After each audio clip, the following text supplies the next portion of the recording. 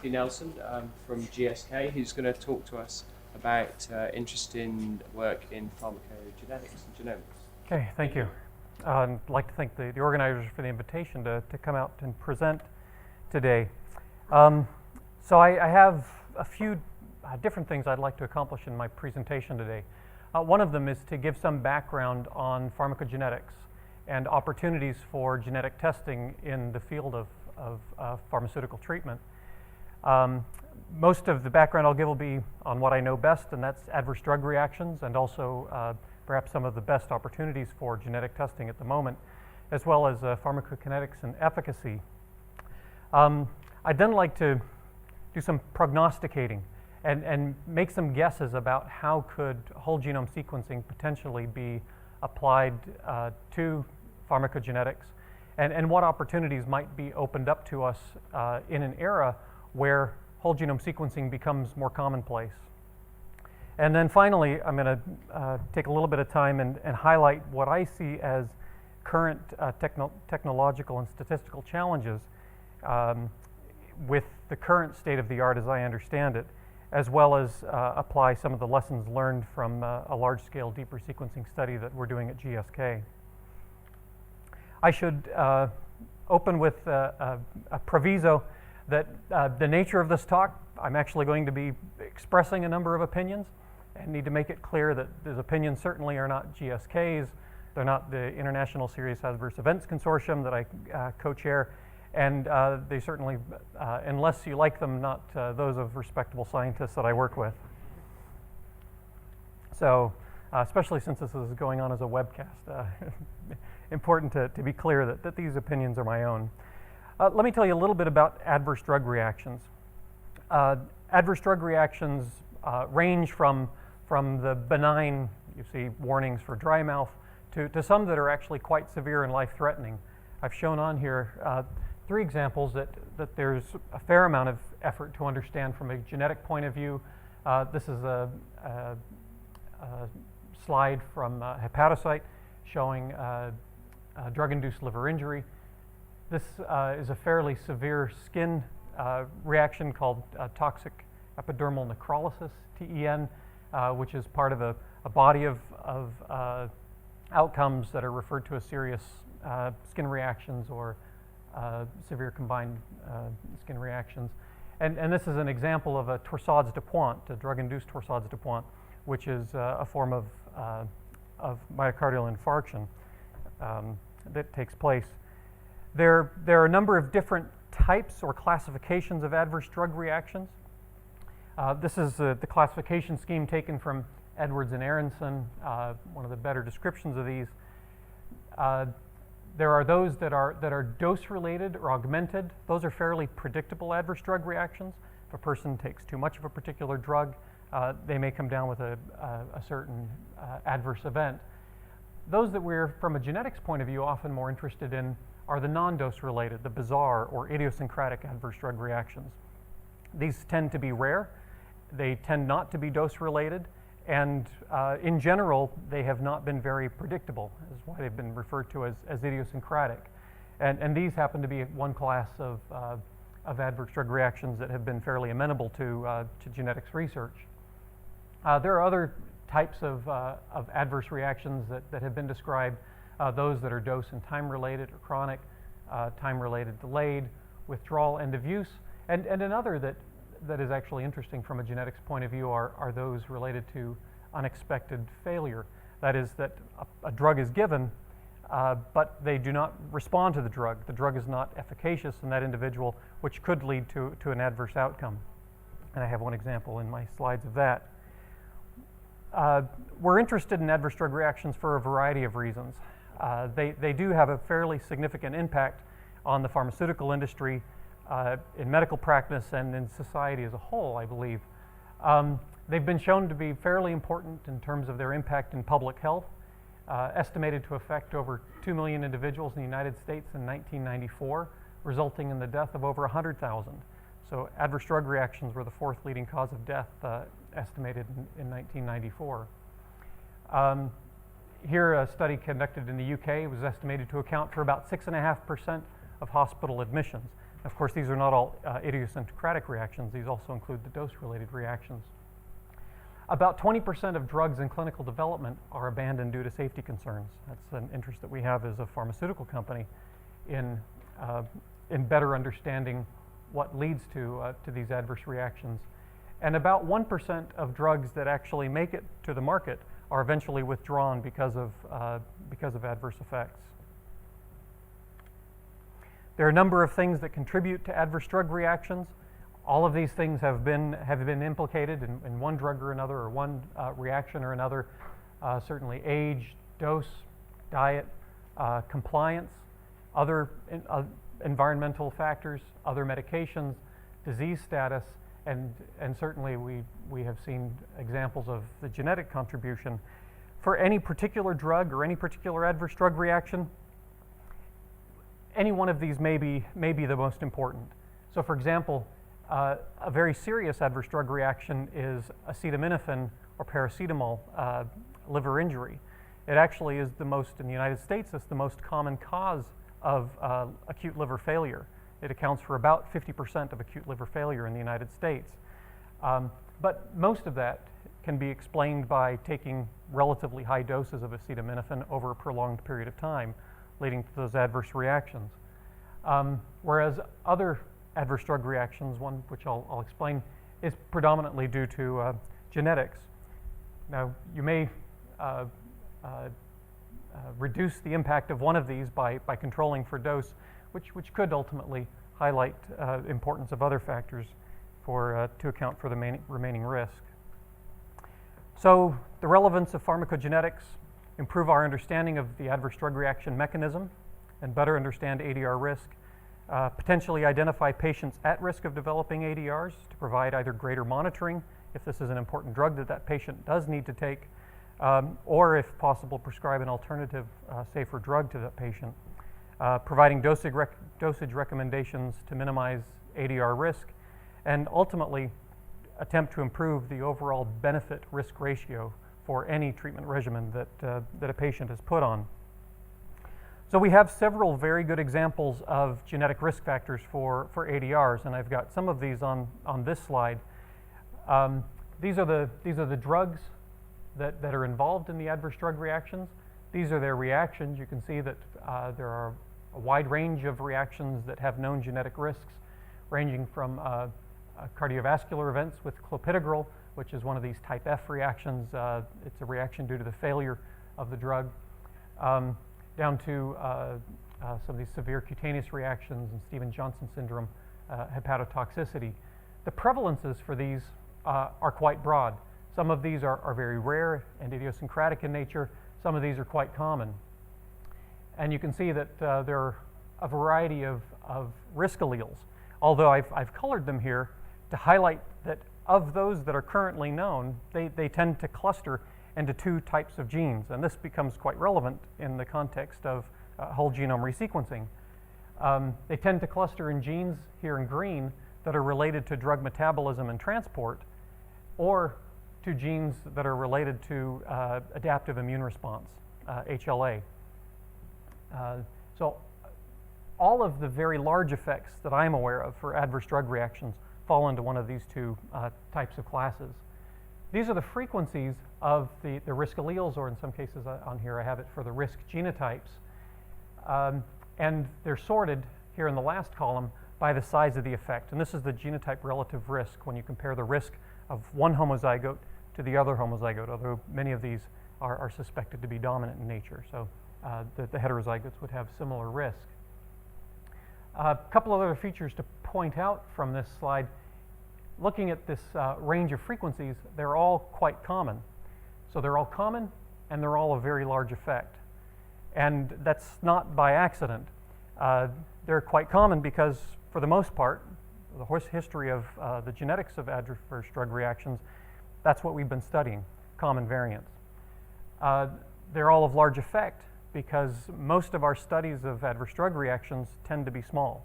So we're essentially finding what we can look for, things that have large effect and are common.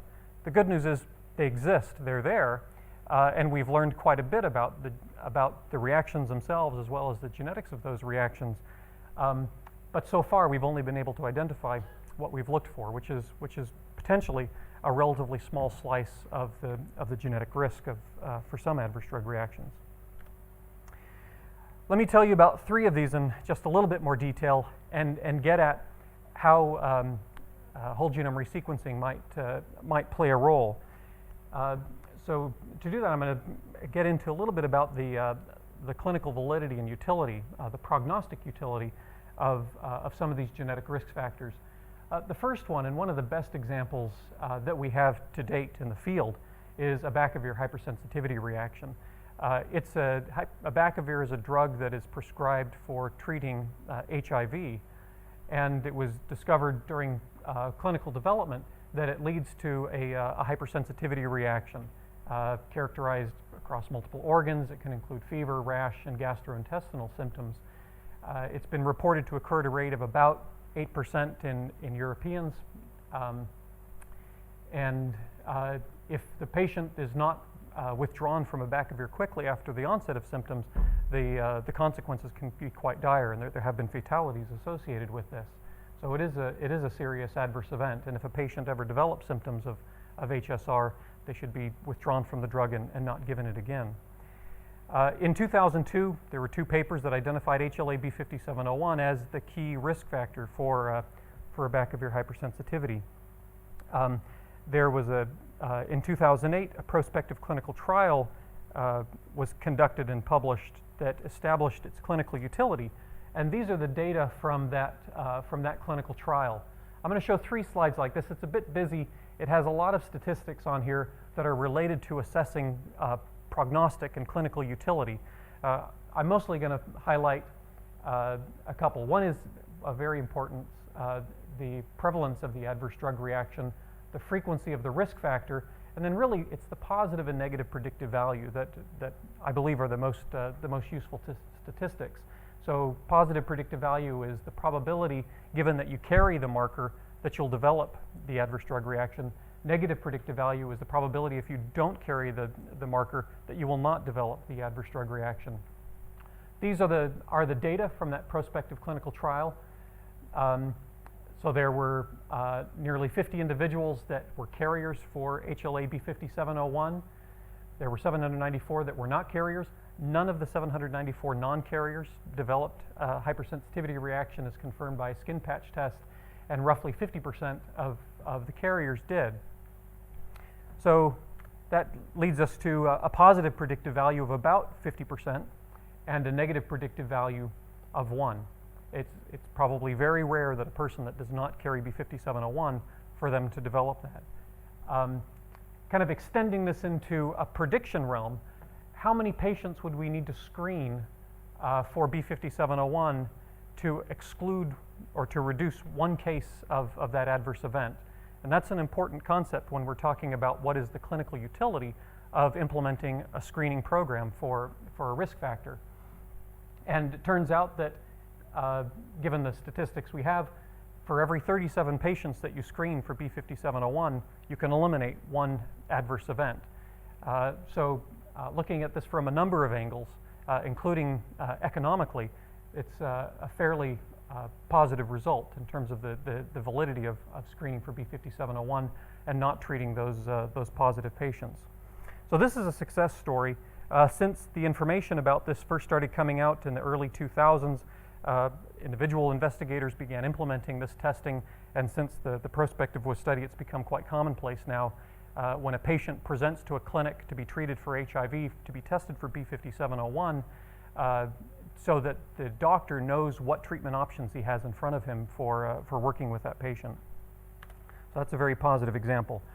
Carbamazepine-induced severe skin reactions, which includes Stevens-Johnson syndrome and TEN. The frequency of this adverse event differs among populations. It's only about 3 in 10,000 in Europe or Europeans, but it's about 30 per 10,000 in Han Chinese. So it has a significantly about 10-fold greater incidence in treated patients in East Asia, and particularly among Han Chinese. A 2004 paper of just 44 cases identified HLA-B1502 as the key risk factor for that. Turns out that B1502 is virtually absent in European populations and relatively common in the Han Chinese at about 4 to 5% in frequency. When you take the data from their study and subject it to a similar type of analysis to assess its clinical utility, or at least its prognostic utility, you find that they didn't find any non-carriers of B1502 that developed the adverse event, whereas only about 10% of carriers would be predicted to develop the adverse event. So you'd have to screen about 333 patients to prevent one case of this adverse drug reaction. Now, SJS and TEN are severe enough that the FDA, the US regulatory agency, has put out a recommendation that subjects of East Asian ancestry be tested for B1502 before prescription with this anti-epileptic.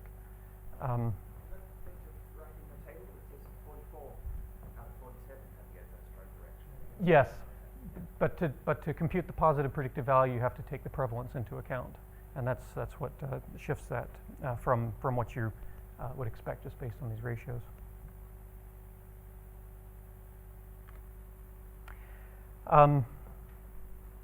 Okay, the third example is one that was recently published, and it's the result of a study that the Adverse Events Consortium, Serious Adverse Events Consortium, had carried out, and that's flucloxacillin. This is an antimicrobial that's actually prescribed quite often here in the United Kingdom. We had in that study 51 Northern European cases. We carried out a whole genome screen to identify risk factors for flucloxacillin liver injury, and lo and behold, we saw a very strong peak of association in the HLA region of chromosome 6. Very quickly, we recognized that also happened to be the top marker that was associated was a good tagging variant for HLA-B5701, the same risk allele for a Bakavir hypersensitivity reaction. And looking at flucloxacillin, it's when we get into the potential predictive utility, we can see a stark difference, certainly against abacavir and even against carbamazepine in East Asians. You only have about a 1 in 1,000 chance, if you're B5701 positive, of developing liver injury on flucloxacillin. So you would have to screen, because this rare event of severe liver injury on flucloxacillin only occurs in about 1 in 15,000 individuals. Although it's a serious event, it's relatively rare. So you would have to screen 15,000 patients in order to avoid a single event of liver injury due to flucloxacillin. Now when you think about what is the cost of screening versus what is the benefit of preventing an adverse drug reaction, the equation is now very different than we saw with abacavir and carbamazepine. Without doing any sophisticated pharmacoeconomic analysis, you can determine it would cost between $1.5 and $3 million US, so around £1 million for each adverse event that you could avoid. And so, and you would also be denying a relatively large number of patients from taking the drug that are B5701 positive that would never go on to develop the adverse drug reaction. So in the current environment of a case-by-case genetic test, it's cost prohibitive to screen for B5701 before treating with flucloxacillin. So that's adverse drug reactions. Let me take you through just a couple of other examples of other types of pharmacogenetic variants of interest. These are several drugs actually pulled from the FDA website of known and probable genomic biomarkers for drugs that are currently on the market. We've got clopidogrel that's used for prevention of stroke and MI. You see the CYP2C19, which is involved in the metabolism of the prodrug to the active form of the drug. And the FDA currently suggests that alternative treatment be given for those that are poor metabolizers of clopidogrel. Warfarin, you're probably very familiar with. CYP2C9 and VKORC1 are the two genes that are mostly responsible for that. That is actually one of the few drugs that the FDA recommends genetic testing before dosing, although they have very little information in the drug label about how that should be done and how that should be used. celecoxib, atomoxetine, voriconazole, codeine. These are all genes that are heavily influenced by their metabolizers that influence how much of the drug the patient that takes it has exposure to. In general, the regulatory recommendations on what to do with these drugs and these genes are relatively vague. Also equally vague, there's very little guidance from clinical organizations. So at the moment, this is mostly just information that is out there with fairly general statements indicating that yes, the genetics influences these drugs, but we're not quite sure what to do with it. And in most cases, there's no systematic screening for these genetic variants before making treatment or dosing decisions. Just one other example of a type of pharmacogenetic effect. This is with the treatment of age-related macular degeneration. This complement factor H happened to be one of the first genetic associations identified in whole genome screening several years ago. It also turns out that complement factor H is related to treatment response with an antibody to the VEGF receptor. And it turns out that the carriers of the high-risk allele in the CFH gene actually respond much better to the drug than those who are non-carriers. There was another study in another drug, ranizumab, that Lucentis, which targets the same VEGF receptor, and they found similar results in their study. Knowledge of this genetic variant could certainly be applied to determining treatment options. I'll say one last thing about this. During clinical development, this what we call a chevron diagram. These indicate the various phases of clinical development: preclinical studies, phase 1, phase 2, phase 3, and then phase 4 is after a drug is approved and is on the market. The numbers of patients that are actually treated with the drugs before a drug makes it to the market is relatively small. It's dependent on what the indication is and what the drug is for. But usually in phase 1 and phase 2, we'll only have treated a few hundred patients by the time we're going into phase 3, which are typically the definitive studies used to demonstrate both safety and efficacy for a drug. We often have very limited opportunities to investigate pharmacogenetics of efficacy or safety during clinical development because the sample sizes are just too small. If we're dealing with a rare adverse event, we may never observe it during the course of clinical development or may only observe a few patients. If you're talking about efficacy, often by the time a drug is ready to go to market, there just has not been the time or the sample sizes to be able to conduct a proper study. So that's definitely a challenge in the field of pharmacogenetics. Most good research in pharmacogenetics occurs after a drug is already approved. So what are some opportunities for whole genome resequencing for pharmacogenetics? So building on David Bentley's talk, let me lay out what I would say would be some assumptions here for whole genome resequencing to have an impact on current practice. So I'll lay out, and some of these I think are quite feasible, and some of them are going to be much harder. Within 10 years, whole genome sequencing or resequencing will be low cost. I think that given the patterns that we've seen over the past couple of years would support that it could be provided by central and CLIA-approved labs, that the data would be high quality, very low error rates, that the data would be complete, that the data could be readily accessible either directly to the patient or to the clinician or pharmacist working with the patient. Here's perhaps the key challenge: integratable and preferably integrated with medical records. And finally, justifiable.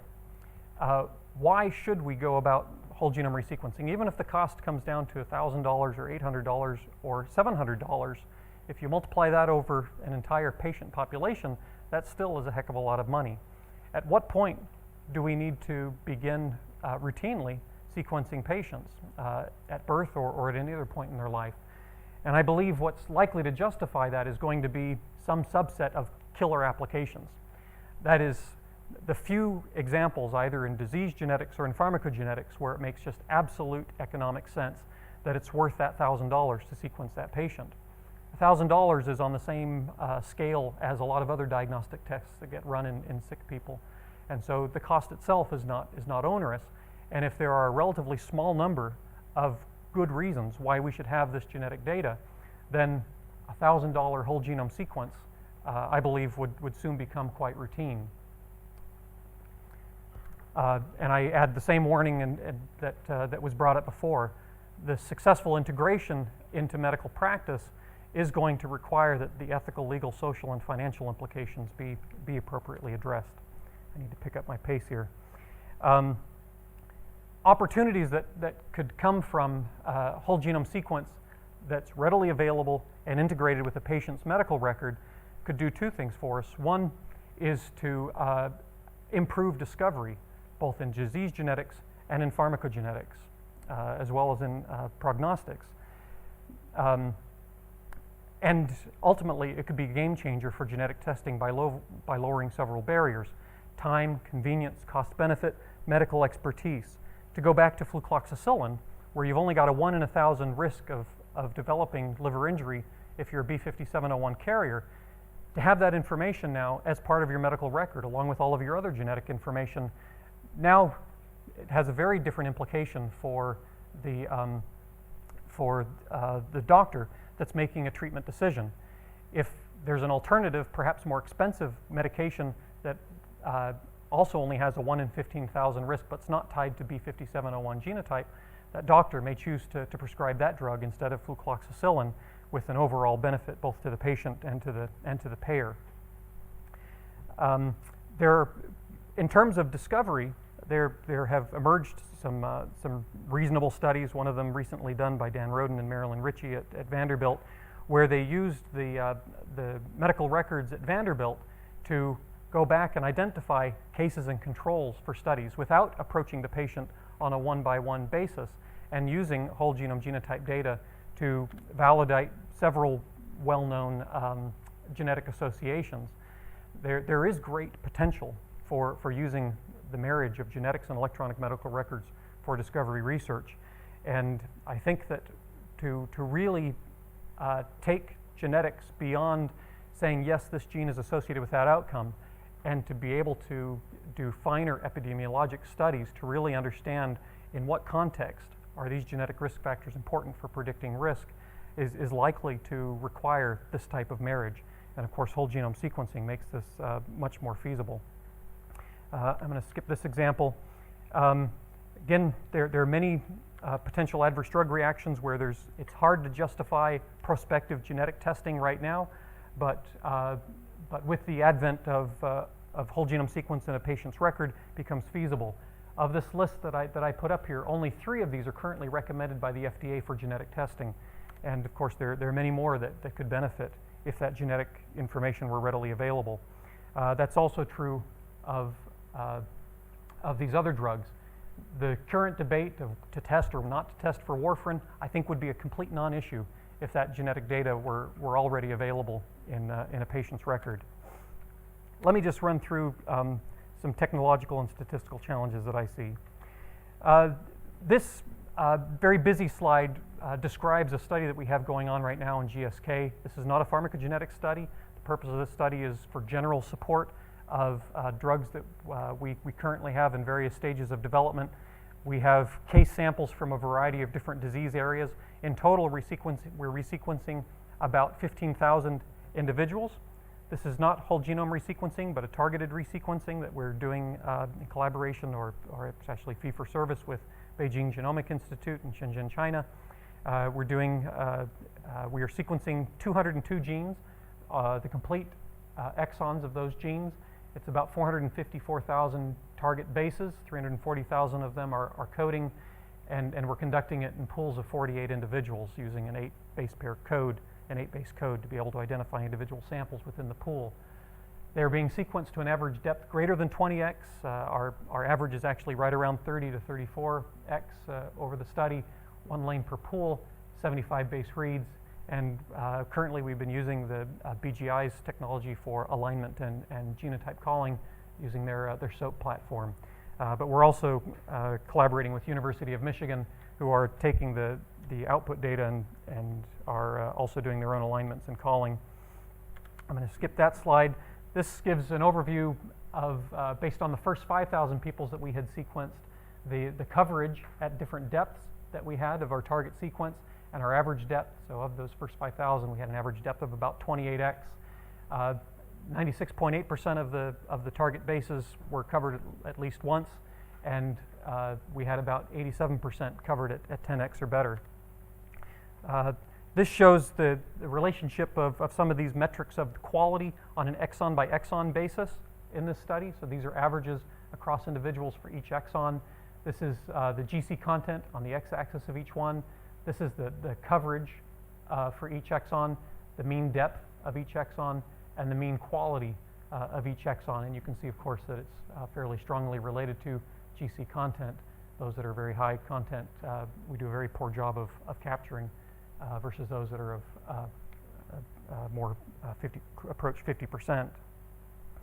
So what are some of the challenges that I see based on my limited experience and just some thoughts that I've had for resequencing? I think one of the first things is making sense of rare variants, which will rely heavily on bioinformatics and computational biology and potentially systems biology. Being able to recognize and deal with errors, being able to accurately genotype within the HLA, as well as with the cytochrome P450s. The cytochrome P450s are also a fairly diverse set of gene family. There are many paralogous genes that have very high sequence identity with each other. I haven't gone back and looked recently, but I would imagine that there are mapping issues with many of these genes, and probably some of the genes that are of most relevance to pharmacogenetics are not sequenced very accurately with current technology. Being able to measure copy number and other structural variants, computation, and integration with medical records. I'll just say a couple of things here about rare variants and before I conclude. So this was probably predictable, but I think not so broadly predicted before we started sequencing large number of individuals. But these are the minor allele frequency distributions that for the variants that we have observed thus far in our study. This is in a subset of European subjects, about 1,500. And I've broken out the minor allele frequency distributions by variant types. And you can see that for all classes of variants, they are dominated in terms of the number of variants by things that are very rare. Even if we focus in on this one bar on the left-hand side, you can see that, so this x-axis is going from 0 to 1%. Again, most of the variants that we observe are rare. In fact, most of them are observed in only one individual. I'll skip that. This breaks out in a bit finer detail the type of variant, non-synonymous, synonymous, UTR, intron, upstream, and downstream, by its frequency, singletons. And so this is in 13,500 that I had the data to pull this together on. So singleton variants, those that are less than 0.1% in frequency, 0.1 to 0.5% on up to 5% to 50% in frequency. Again, overall variants, the vast majority are observed in just one individual or observed just very few times, even in 13,000 individuals. So what this indicates is that each person would be expected to carry nearly 4 rare or private amino acid change invariants for every 1,000 genes, or about 75 per genome. And if we were to look across the entire genome in terms of rare variants, so in our data, each person carried about 3.7 rare or private variants per million bases. We would expect about 11,000 or so such variants over the stretch of the entire genome. So learning how to deal with these is going to be a challenge when we don't have the benefit of statistics in terms of being able to aggregate for a particular variant across individuals to get some estimate of their effect, to be able to look at a single variant in a single individual and make some guess about what impact that's going to have on a person's disease risk or response to a drug.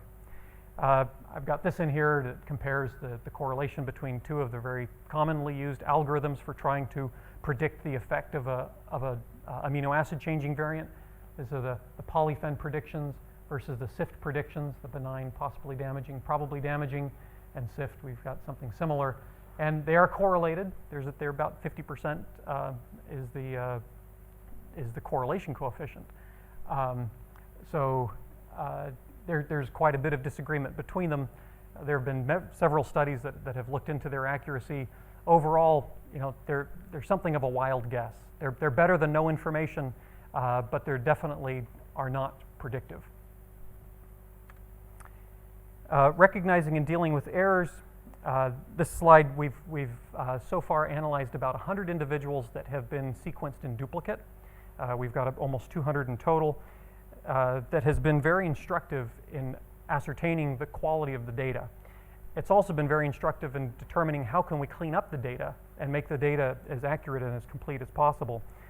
We've tried a couple of different methods of going through and filtering data to try and remove genotype calls that we believe are not accurate. And actually a graduate student that worked with me this past summer has done a really nice job of modeling a large number of sequence characteristics against discordance rate. And we actually have been able to develop a nice logistic regression model that does a much better job of cleaning up the data than some of the metrics that are currently in use. Just based on the duplicate data that we have, I tried to make a sort of a back of the envelope calculation, and based on the quality of the data and this type of filtering, now I suppose if we were using it for medical purposes, we would probably filter it at a higher minimum depth, 10x, 15x, 20x. We'd have to determine what the best filter would be, but at our current depth and quality filters, we would expect about 30,000 genotyping errors per genome. That's the estimate that I get, assuming a genome of 3 billion bases. Accurate HLA genotyping. I'm only going to say here, I've already shown that HLA is critical for pharmacogenetics. If whole genome sequencing is going to have an impact in pharmacogenetics, we've got to be able to resequence the HLA. Currently, to have complete HLA genotyping in just the genes that are most often involved in disease or in genetic adverse drug reactions can cost more than the cost of a whole genome genotyping, and is approaching this number that we're saying is reasonable for whole genome sequencing within 10 years' time. And so to have to do both is a non-starter, I believe. And so I believe that for whole genome sequencing to be ready for clinical application on a broad scale, it has to tackle the HLA problem. I just throw this up here. The genes that we did have 2 genes among our 202 that fell within the MHC region. They were not HLA genes, but they were in that region. And those genes that really performed very poorly were nearly all of these exons are from those 2 genes. And certainly it's likely due to mapping problems. And I won't go into any detail on these others, but copy number and structural variants are going to be key. Computation is going to be an issue if you are actually resequencing this number of people. It'll obviously require improved algorithms. I doubt that we would be able to develop the number of CPUs to do this if we were applying whole genome sequencing on a population level. So algorithm development to be able to do the extent to which de novo sequence assembly will be required, in addition with sequence resequencing, could become a rate limiting step. And really, to make maximal use of this information in a clinical setting is going to require an integration with the medical records. And that perhaps will be I have much more faith in tackling all of these challenges than I do in this one, at least in the United States, except in perhaps some very limited or boutique settings. But I think that the maximum value will come from doing that, because I believe that there's eventually going to require a coupling between clinical practice and discovery. I don't think that we are going to be able to fund the total number of studies that would be required to tackle all of the diseases and conditions of interest to us. And if we can get a proper marriage between genetic information and medical information, that gives us another avenue to pursue this. So my conclusions: genetics can, of course, have a meaningful influence on many prescription decisions. Greatest impact if relevant data is readily available in the patient record and triggers a recommendation to the physician at the time that a prescription is being made. Integration of genetic and EMR data can have tremendous impact on discovery and validation of genotype-phenotype relationships. I believe, if this looks like it can become a reality, this is going to have significant implications for training future scientists. I think this is going to be a different kind of research than what we're doing today. I think it'll impact our quantitative skills that are going to be required for this, and the medical skills that are going to be required to do this kind of research. And I believe, based on the minimum data that we have so far with the current technology, that large-scale resequencing methods can produce highly accurate data that could be amenable to these applications if we can address the challenges that are in front of us to allow us to use those data to make patient-level predictions. And I'll just end on this acknowledgments. Those at GSK that have been part of our resequencing study and with whom I have these kinds of conversations, and those that I've been influenced by in the Serious Adverse Events Consortium. I'll stop there.